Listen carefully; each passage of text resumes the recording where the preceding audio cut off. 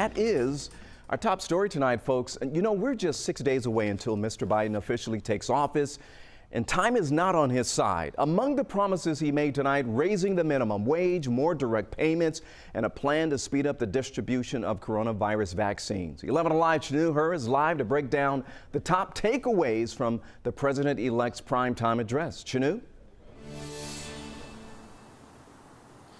Well, Ron, Joe Biden acknowledged this plan comes at a great cost, but he does believe this is what America needs to beat the pandemic. We talked to experts tonight who weighed in. They say these three things are going to be crucial in the next few months. President-elect Joe Biden on Thursday proposing a $1.9 trillion COVID-19 relief package. Biden critical of America's COVID-19 vaccine rollout so far, calling it a dismal failure.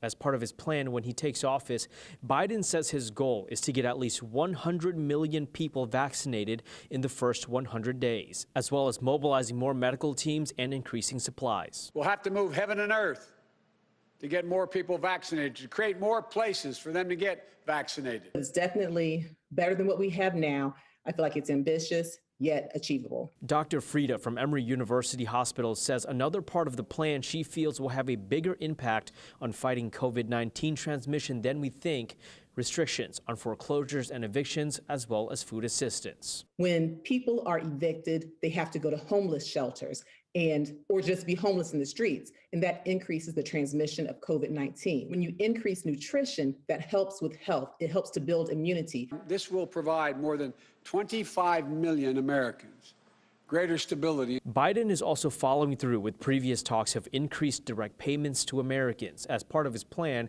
some Americans will get $1,400 in direct payments, as well as an extra $400 per week for unemployed people. We will finish the job of getting a total of $2,000 in cash relief. But 11 Alive's financial expert Andrew Pulo says economic relief at this point is directly tied to the vaccine. Until people get vaccinated and are comfortable to get vaccinated and we get that herd immunity, we're going to sort of be at that slow growth economically.